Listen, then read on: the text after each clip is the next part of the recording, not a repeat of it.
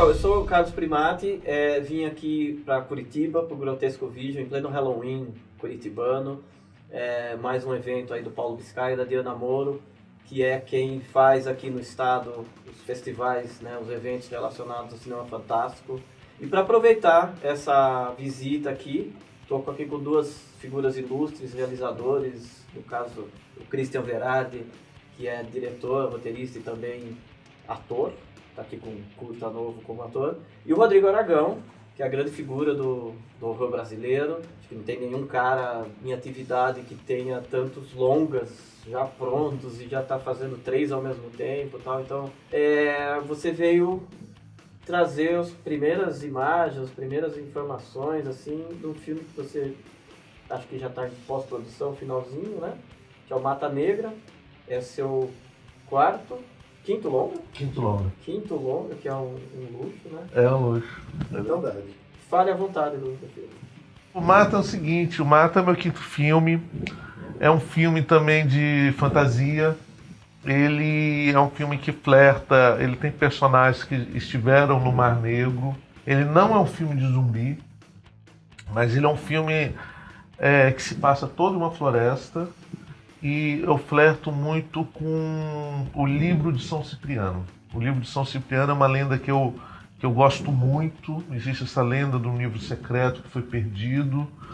Tem livros de São Cipriano na livraria, mas não estou falando desse. Tem uma lenda de um com as magias mais poderosas que está por aí em algum lugar. Então eu flerto um pouquinho com isso. E é um filme com aventura, com terror, um pouco de comédia, pouquinho só, mas tem fantasma, tem demônios, tem belas lutas, tem machadada, assassinatos, mutilações, todas essas coisas que fazem um filme divertido. Você colocou duas figuras interessantes no filme, né? Que é o Jackson Antunes e o Francisco Gaspar. Foi uma felicidade. Eu tenho um grupo de atores que costuma sempre trabalhar comigo, a cada filme eu tento trazer alguém de fora. O Jackson foi uma honra trabalhar com esse cara. Eu estou flertando com ele desde lá do Mar Negro, que na época ele não pôde vir. E foi uma aula de profissionalismo, assim. E se divertiu horrores, literalmente. Ele, com a grande carreira que ele tem, mas nunca tinha feito um filme de terror, né? Fez cena de luta, deu facada. Eu não posso contar muito sobre o personagem, porque o personagem dele é uma surpresa, assim. Mas foi muito bacana ter ele. E o Gaspar, ele tem sido muito lembrado por um personagem ótimo que ele faz no Condado Macabro, né? A gente se conheceu lá no Fantaspoa, quando eu estava lançando o Fábulas Negras, e o De Brito estava lançando o Condado. Então ali ele me cantou já, no personagem eu tô lá. Gostou de fazer terror. E foi uma graça também, faz um personagem delicioso, um personagem assim... É muito bacana quando um ator encaixa como uma luva no personagem. Eu pretendo continuar trabalhando com essas pessoas. Acrescentaram muito, foi muito divertido. Christian, você fez um filme em 2015, que ainda está tendo carreira. Tendo carreira ainda. Que é um luxo também, 2 anos para um curta, né, intermitente, assim, para um curta-metragem é uma carreira muito longa.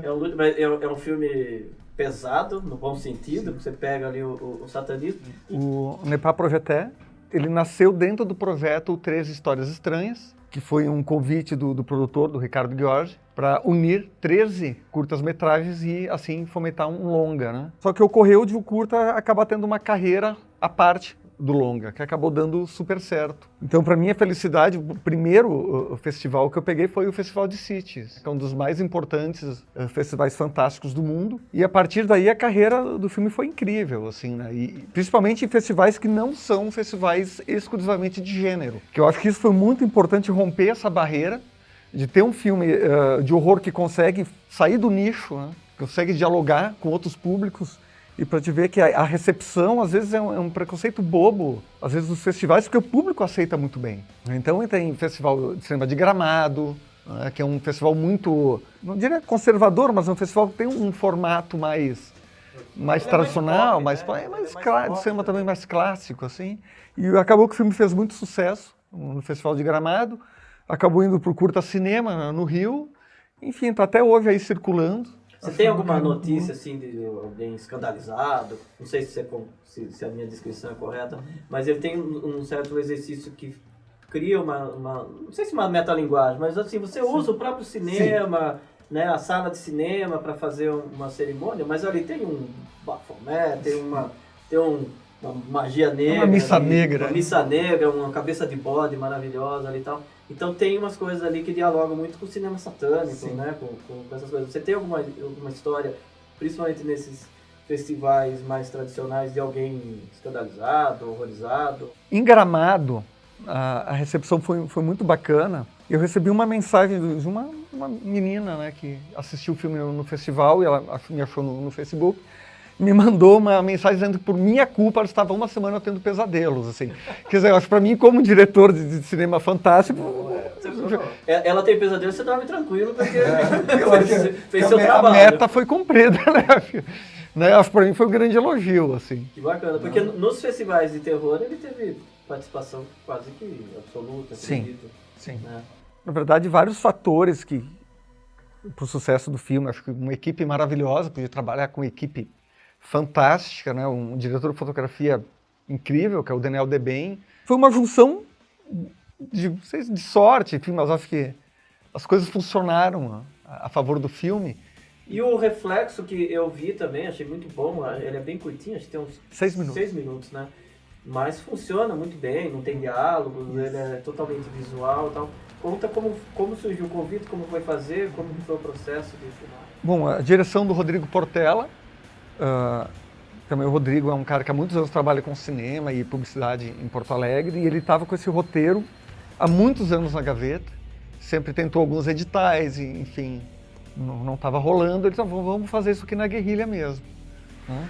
Teve a sorte, então, da Ana Maria Manieri, que é atriz, também apresentou o roteiro para ela adorou, que é uma atriz incrível, já tem, né, um background bem interessante.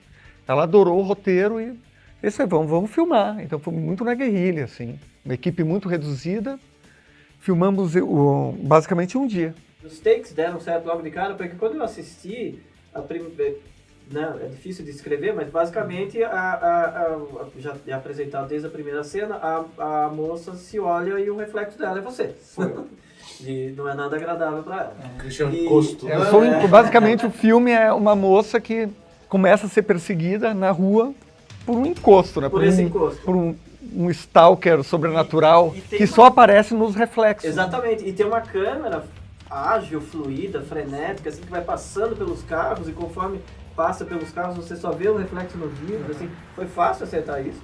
Olha, fácil não foi, mas não há nenhum efeito digital. Ele foi totalmente uma questão de ângulo, de acertar o ângulo e trabalhar em cima disso. Assim. E você tinha que correr junto com a câmera? Correr junto com a câmera. Eu no meio da Oswaldo Aranha, que é uma avenida movimentada em Porto Alegre, correndo na frente dos carros. E ele tem potencial para ficar em festivais que não são do cinema fantástico?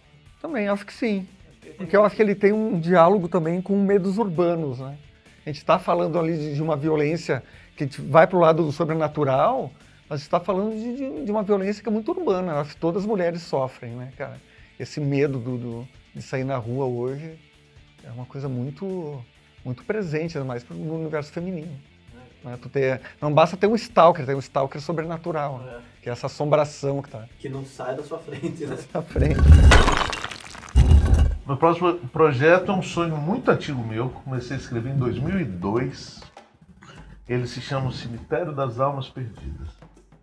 Ele também flerta com o livro de Cipriano. Na verdade, esse livro é um personagem nos meus filmes desde A Noite dos Chupacabras, quando Christian fazia o Velho do Saco e colocou esse livro lá. Esse livro é encontrado por um personagem, o albino, no Mar Negro.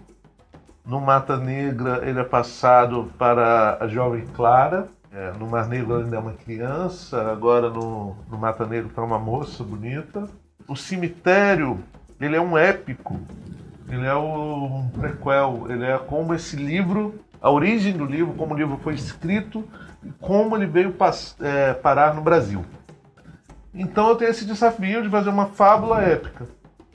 Ele é um filme que vai ter jesuítas, vai ter Inquisição, vai ter bandeirantes, vai ter escravo, vai ter índio, vai ter luta de espadas, caravelas, vampiros. Então ele é meu projeto mais ambicioso, por isso que eu tenho trabalhado nele tanto tempo, e eu estou extremamente animado de fazer ele assim. É um sonho antigo. E quando eu estive lá em Guarapari, né, que ali é um parque de diversões, um museu, uma escola de efeitos especiais, é tudo junto no mesmo espaço. Eu peguei esse livro na mão, né? Que é quando você começa a folhear aquilo ali, você fala assim, cara, isso aqui tinha que estar publicado como obra de arte. É verdade. Que é do Eduardo Cardenas. Eduardo Cardenas. Eduardo Cardenas é um artista plástico, um ilustrador, um quadrinista de Aracaju. E é genial. E conheceu o meu trabalho lá com o Mangue Negro, a gente começou a se corresponder. E quando eu falei para ele desse livro, ele começou a pesquisar, e o Eduardo é um cara impressionante, assim. Então ele fez o livro para mim, ele trabalhou meses no livro, com referências incríveis, ele é um cara que estuda muito, assim. E eu tenho aquela peça lá que tá nos meus filmes, é quase um personagem, né? E é sempre o mesmo. É sempre o mesmo. Ele vai aumentando, né? Ele vai aumentando. E o Eduardo, não só no Mata e no Cemitério, além do livro, ele é o cara que faz o design do filme. Tanto das logos do filme, quanto de cenário, de figurino, tal, tudo passa pela caneta dele. Assim, tem sido muito bacana, enriquecedor pro projeto você ter essa outra visão. E também é muito legal para a equipe, né? Você poder mostrar um cenário. E eu acho que no Mata teve isso pela primeira vez nos meus filmes, e foi muito emocionante. Porque como eu sempre trabalhei com uma equipe muito pequena, no Mangue Negro, na Noite Chupacabra, no Mar Negro, era tudo feito muito assim, vai da minha cabeça e você vai fazendo e a coisa vai surgindo. O Mata foi o primeiro filme assim que, por exemplo, existe uma cabana super bacana de um personagem de um preto velho, e o Eduardo desenhou ela em detalhes, e nós construímos exatamente como estava no desenho. E é muito legal, cara, você ver a coisa no papel e ver ela tomar forma, assim, é emocionante. E acho que pra ele também é novidade, né? O cara que é acostumado a ser desenhista, ilustrador, e ver aquilo ganhar forma. Né? E o Fábulas Negras foi o primeiro cartaz que ele desenhou pra você, né? Isso. Que já dá, pelo menos quando eu vi o cartaz a primeira vez, causou um impacto, assim, pra ele, pô, isso é um filme de verdade, assim, né? Porque os outros cartazes, eu confesso que eu não gostava muito, assim, porque... Mas eu sempre pensei, pô, o Rodrigo construiu um chupa-cabras lindo, cara. Assim, uma façanha, você mesmo reconhece que fazer aquela fantasia de corpo inteiro é uma façanha. Aí eu fui ver o pôster, era um desenho. É um desenho, um trabalho de Photoshop, é uma pintura ali, né? E tanto que os japoneses, assim, não, parece cartaz Godzilla, né? Bota o monstro lá com as escamas, né? E também não dá pra generalizar, mas eu, lembrando muito rapidamente, assim, os cartazes de filmes brasileiros raramente chamam atenção. Né? E às vezes não sabe um trailer atraente, um cartaz atraente, você não tem como vender o filme. Eu acho assim, o Eduardo... E eu acho que o Cardenas é uma chave. E o Cardenas é um apaixonado pelo gênero também, é uma enciclopédia também. E assim, todo trabalho gráfico no Mangue Negro, uma coisa que eu tive que meio que aprender a fazer Photoshop ali, que era eu e eu. Né? Então foi um filme que eu tive que aprender a editar, foi tudo ali meio fazendo. Muito precário. As pessoas falam de cinema de baixo orçamento, não tem noção do que foi fazer o Mangue Negro.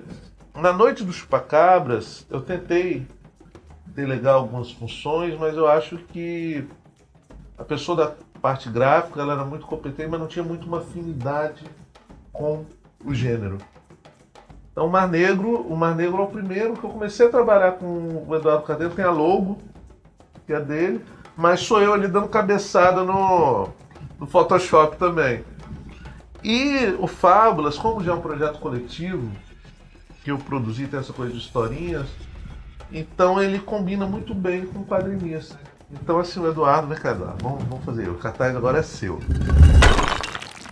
Uma coisa que eu conversei com o Rodrigo uma vez e ele ficou com uma cara assim, tipo, eu faço isso, né? Então, é que todo o terror dos seus filmes surge a partir de comida estragada. Eu acho muito legal isso. Tem no Peixe Podre, depois o Mangue Negro, depois o Mar Negro. A comida estragada, né? Tem no Chupacabras, que é aquela carne nojenta na gordura e serve para os caras e tem aquela bagunça no bar e tal. Eu gosto muito disso porque o gore é legal, né? O gore é bacana, mas o nojento é um ingrediente legal do terror e você combina com ação e humor, né? Você tem sangue, nojeira e pancadaria, né? Todo mundo come, né? Comida todo mundo come e muitas vezes a gente não sabe o que a gente tá comendo, né?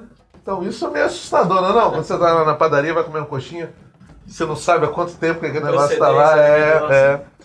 Então isso me assusta um pouco. A Noite de Chupacabras, com o meu personagem que é o velho do saco, o Rodrigo me fez comer um fígado de bode cru. Ai, Chorou. Eu chorei, mas odeio fígado. Cru ainda.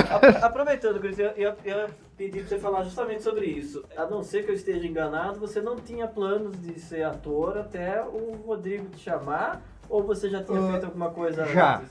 Quando o Rodrigo me chamou para fazer o longa, naquele momento eu tinha feito alguns curtas-metragens, mas até o momento nenhum papel de tanto destaque quanto o que ele me proporcionou.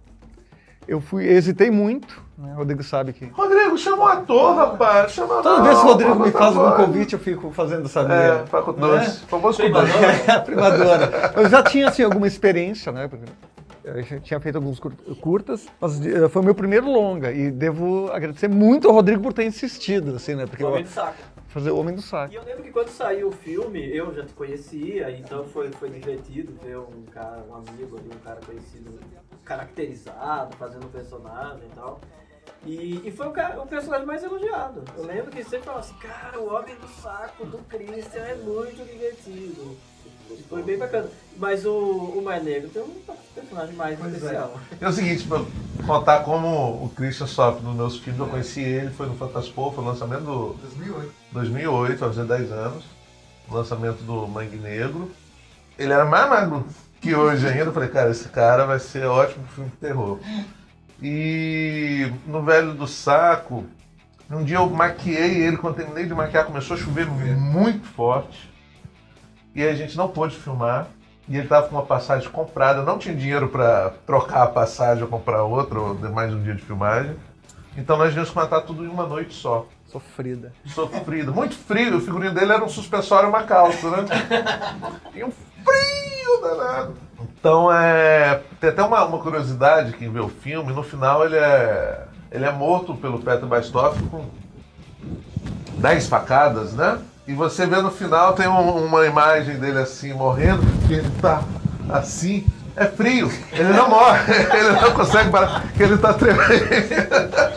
Quase estado de hipotermia ali, naquele chão molhado, né, no barro. E ele saiu do filme e foi pro hospital. É verdade. Pneumonia. E aí eu chamei ele um ano depois para fazer o Mar Negro.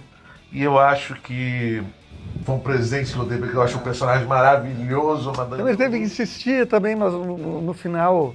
Ele fez muito com doce. Mas você não queria fazer... Mas sincero, eu achava que era uma responsabilidade imensa ali. Aquele personagem, né? Pô, me apresentou aquele personagem que, enfim, é uma travesti, que é dona de um bordel e tal. E veio aquele, pô, Rodrigo, travesti, vai me botar nessa agora. Rodrigo, um elenco de 50 pessoas. Logo o gaúcho, o único gaúcho que vai fazer o travesti. Vai querer alimentar a piada do Cacete Planeta, Rodrigo? Mas, enfim, acabei topando e foi uma experiência incrível, assim, porque... E como foi você fez, a convivência, assim, você falou, eu tenho que criar uma voz meio afetada, de travesti, ou... Não, foi... Você fez alguma espécie de laboratório? Assim? Foi o meu laboratório, eu, cara, devo muito a Vera Verão, muito ao Lafon, assim, né? O Lafon acho que foi uma grande inspiração. Também acho que há uma criação em cima de muitos personagens travestis que eu gosto, até Tutsi. Sabe? Eu acho que tu acaba compilando um pouco de cada e vai criando até tu achar o tom. Eu acho que teve um processo ali que foi bem interessante. Sozinho? Sozinho, assim. Agora deixa eu contar uma coisa de uma experiência que eu tive, que a minha parte é teórica, né? Sim. Então é ministrar curso, palestra, alguma coisa assim, e principalmente falar de horror brasileiro, que não só é um assunto que me interessa, mas assim, é pertinente, tá na moda, tá em ascensão, mas assim, é uma paixão mesmo. Então eu me aproximei do tema e desse pessoal por causa do amor pelo cinema de gênero brasileiro. Aí eu tava num dos muitos cursos sobre o horror brasileiro lá em Porto Alegre e falei assim, não, agora eu vou passar o trailer do Bar Negro, é um filme do momento e tal. E passei o trailer. E aí tinha um nerd, cara, estereótipo, assim, um gordão, assim, não é nem um gordinho, um gordão com a camisa de Star Wars, assim, cara espinhudo, tinha uns 17 anos, e aqueles caras cheios de opinião.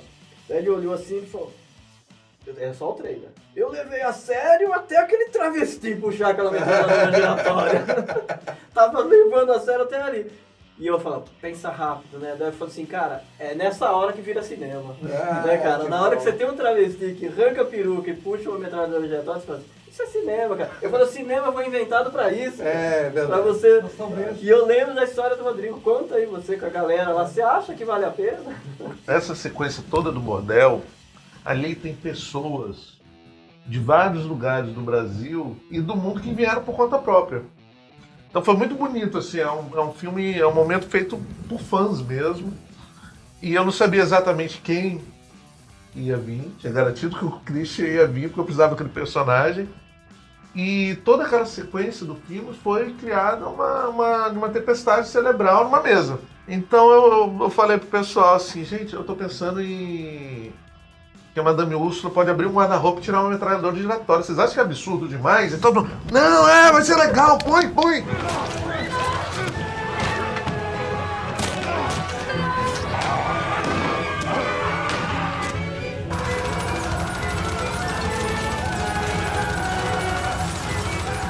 E lá estava no filme. Essa parte do bordel foi muito divertido, foi a coisa mais sangrenta que eu fiz na vida. Também o Christian saiu de lá e foi para o hospital também.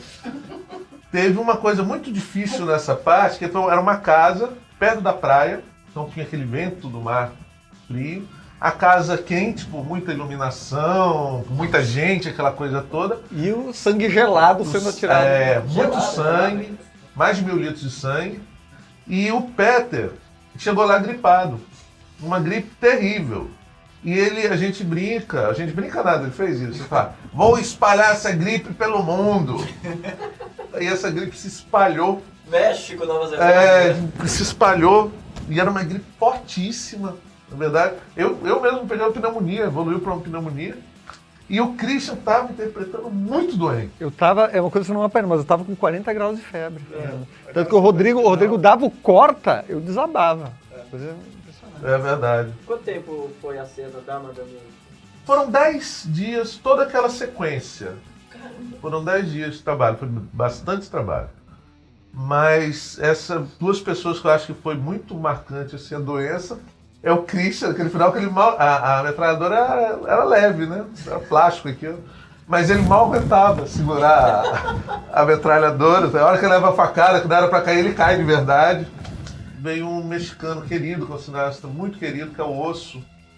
Também que tem uma sequência que ele é metralhado, porque ele tá doentíssimo de gripe também, enorme. Que também foi uma maldade, assim, que nós matamos ele 3 horas da manhã, com um monte de sangue também, e ele tremendo com febre também. Foi terrível, essa gripe do Peter... A metralhadora era um cosplay, né? A metralhadora... Eu tinha uma pré-metralhadora, que eu tinha feito uma fantasia para minha filha de um filme japonês que eu gosto, que é o Machine Gill. Tem uma moça que, em vez de ter uma mão, ela tem uma metralhadora, né? E aí nós melhoramos ela. E ela é meio feita com uma parafusadeira, um pouco desse cosplay, uma lata de cera, uns cartuchos de CD, um monte de tranqueira assim. E o fogo é pós, né? O fogo é pós. Joel Caetano? Isso. E as balas, uma coisa mais divertida que eu fiz na vida, quando o Christian tá metralhando aquele monte de zumbi, eu tô ali deitado no chão, com uma mangueira ligado em galões de sangue e um compressor. Então eu tô dando banho nas pessoas, jogando sangue todo mundo, foi uma coisa das mais divertidas que eu fiz na vida. Isso que tu usou betume na minha maquiagem do Velho do Saco, né? Eu fiquei um mês com aquele betume. Ainda bem que ele não guarda. Mas é engraçado, né? Porque quando nós terminamos de filmar A Noite Chupacabras, a gente terminou mais ou menos 7 horas da manhã a filmagem. E o meu avião era, para voltar para o Rio Grande do Sul, era meio-dia. Eu entrei no avião arrancando um pedaço de maquiagem. Eu acho que as pessoas, nossa, um leproso está entrando aqui no voo. É o médico, eu estou tirando metade da maquiagem do rosto, assim, entrando no avião. E a Madame Úrsula, que tinha mais uma maquiagem de beleza, digamos. Sim. Quem que aplicava? O Rodrigo? Rodrigo. E Rodrigo a Laura também. Laura. E era que diariamente? Diariamente. Muita super bonder nas unhas para colar as unhas. Né? Mas sabe, porque eu raramente falo, acho que a primeira oportunidade que eu tenho de poder, falando sobre a personagem, que eu me orgulho muito, assim, e eu tinha uma preocupação quando eu comecei a compor ela, que é que ela se tornasse caricata ao ponto do ridículo. Eu não queria isso. Eu não queria... Não, essa travessia não é ridículo. É o grande risco, né? É o risco, assim, Gaiola das Loucas. eu quis fazer aquilo com o máximo de integridade que a personagem merecia e que as travestis merecem. Então eu tive todo esse cuidado do tom, né?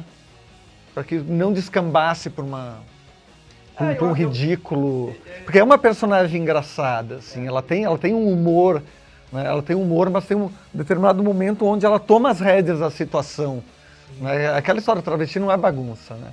Tem aquele momento assim que a personagem se desce, que ela se desmonta, que ela tira e diz, opa, peraí, agora vamos botar ordem aqui, já que os homens presentes não botaram ordem na situação, é ela que toma as rédeas. E foi uma coisa bacana que aquele discurso final, nós filmamos aquilo acho que 3 vezes, por aí, e no set foi muito bonito, assim, foi uma comoção. Lembro que a mulher do Osso, que tá fazendo estilo, chorou com a interpretação Todo mundo ficou emocionado, assim, foi bem bacana. Nós não ensaiamos exatamente, assim, deixamos pra ver como ia. Eu tenho outro roteiro, na verdade, que é sobre um personagem folclórico brasileiro, que é o Corpo Seco. E ele é completamente diferente dos meus outros filmes. Ele tem um primeiro momento, um primeiro ato. Ele é épico também, né? Que é um caçador de escravos fugitivos e destruidor de quilombolas. Mas o resto do filme é no tempo atual e é o meu primeiro filme urbano.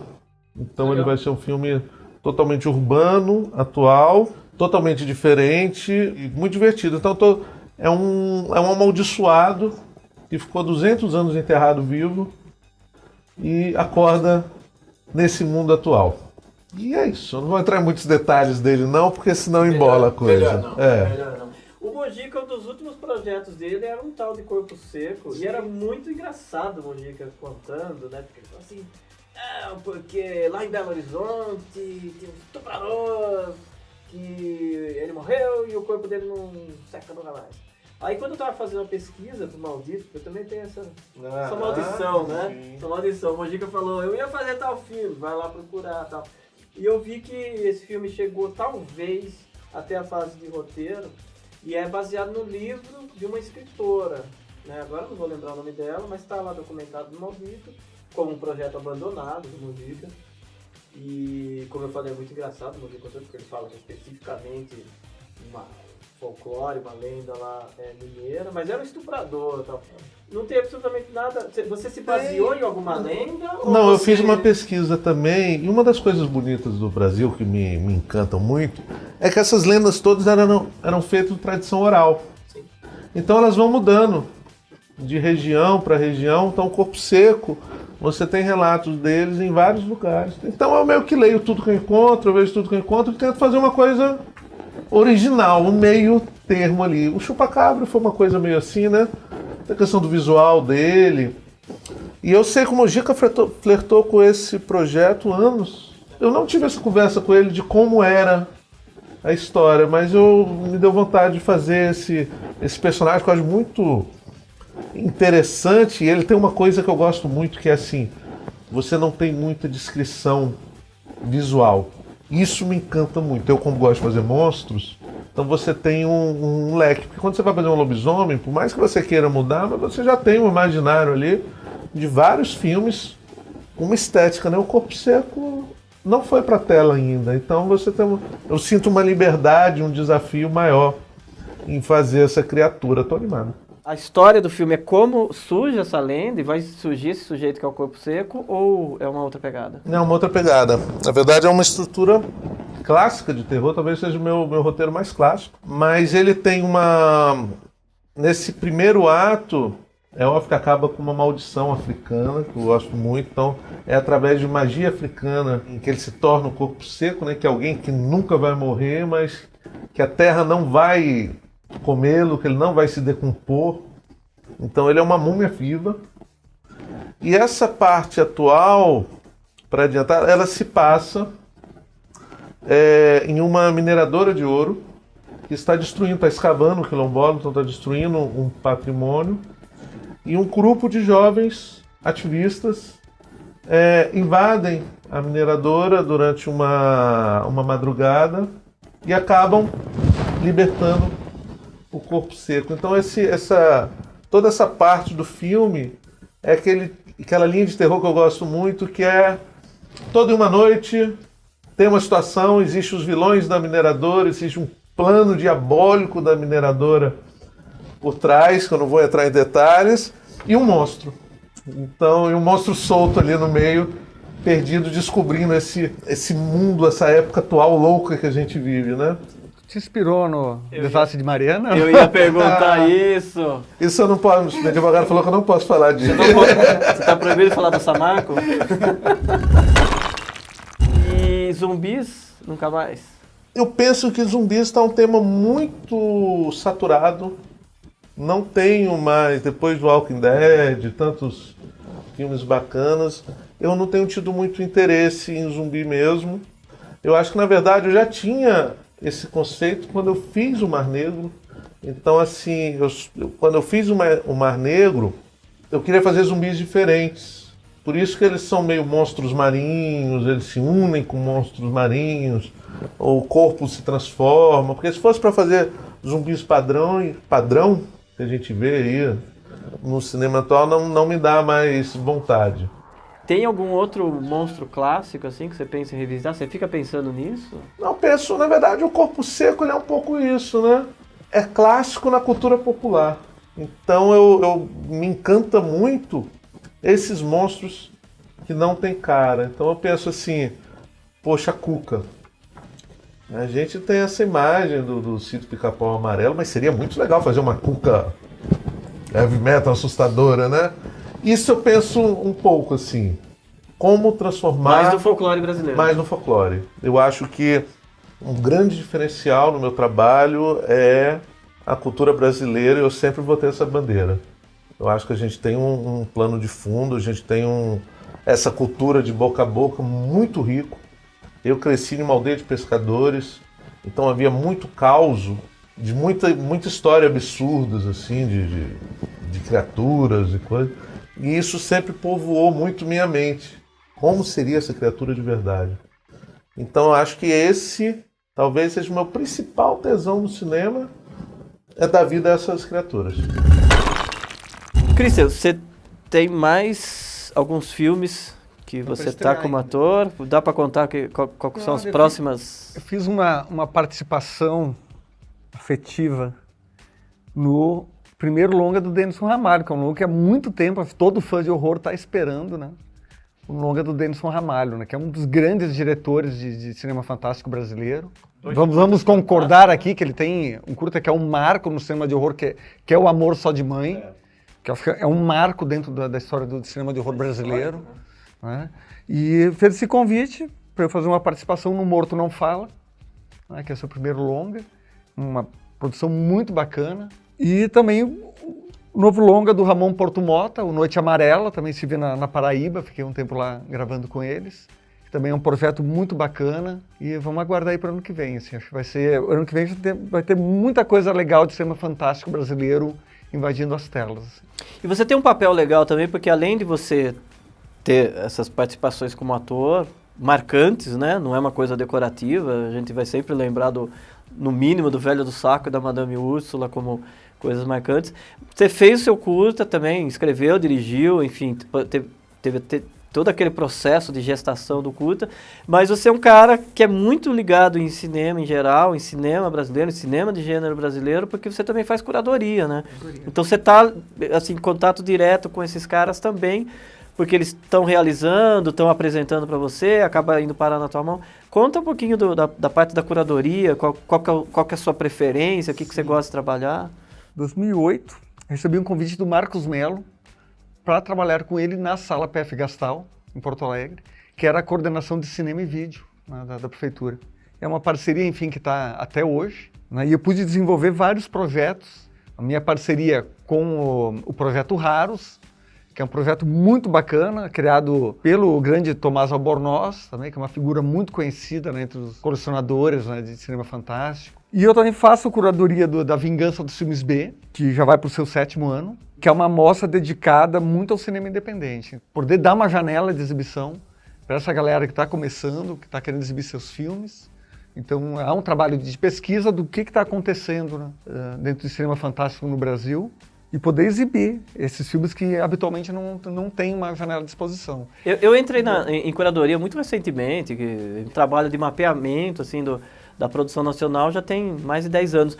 Mas você que trabalha faz tempo com isso, dá para dizer que é flagrante assim, o crescimento da produção mesmo? Porque, assim, tipo, sei lá, em 2008 você tinha que escolher muito a dedo os filmes e acabar colocando filme que não é bom, mas vai ter que preencher a grade e tal. E hoje em dia tem um volume absurdo, né? Absurdo. Hoje, se tu consegue fazer, sim, uma seleção de qualidade, porque a produção aumentou muito. Né? Uma coisa E a qualidade. Qualidade. Talvez nos últimos 10 anos, tanto em quantidade como em qualidade, houve uma evolução surpreendente. Como eu falei, meu trabalho de curadoria é bem recente, mas assim, eu acho flagrante, hoje em dia, o cara tem que ser muito ruim para ter um curta feio, né? Porque alguns anos atrás você fala assim, pô, esse curta é tão esforçado, mas o cara não conseguiu fazer uma finalização digna. Hoje em dia você vê um curta que não tem muita ideia, ele não é grande coisa, mas pelo menos ele é bem montadinho. Tecnicamente bem acabado. Tecnicamente bom. Até confunde um pouco, você fala assim, cara, esse filme não me diz nada, mas é bonito pra caramba. Acho que o advento do digital possibilitou isso, né? Mas demorou um pouco, né? Porque até o Rodrigo tá aqui como o exemplo que eu sempre uso. Quando eu fui fazer o primeiro mapeamento do horror brasileiro, foi uma coisa bem curiosa isso, 2009, por aí, e eu tinha acabado de descobrir o Mangue Negro. E o primeiro recorte que eu fiz na minha cabeça, assim, não, filmes em 35mm, profissionais, não sei o que lá. Fora isso, é videomaker, né? Aí aparece esse problema na minha frente, o Mangue Negro, um filme bonito pra caramba, bem feito, com ritmo. Você olha para aquilo e você fala, tem um cineasta por trás disso. E aí, quando eu fui desenvolver o projeto, eu pensei, cara, o que eu faço para convencer os caras que isso é cinema, né? Não é uma brincadeira amadora e tal. Daí eu falei, vou jogar baixo, né? Daí eu cheguei lá armado assim, falei assim, não, porque o Inland Empire, do David Lynch, é totalmente digital, e é cinema de verdade, e não sei o que lá, não sei o que lá. E o mais engraçado dessa história toda é que os caras viram o Mangue Negro e falaram, entra. Tipo, não precisava de argumento nenhum, assim, o filme é bom, entra aí, passa aí e tal. Mas eu tinha esse preconceito, porque eu precisava fazer um recorte, né, cara? O cara pegar uma câmera de VHS, filmar umas bobagens, bota no YouTube, não quer dizer que ele é um cineasta. Mas é muito difícil definir, cara, quando acaba a brincadeira amadora, tem até aquela coisa do cinema de bordas, né, o cara que faz meio só por amor, e quando você fala assim, tem um cineasta por trás disso, eu enxergo uma carreira nisso. E eu falo com a maior tranquilidade, sem parecer macaca de auditório, assim. Quando eu vi os filmes do Rodrigo, eu falei assim, cara, que argumento eu posso usar para falar que esse cara é diferente? Esse cara vai viver disso.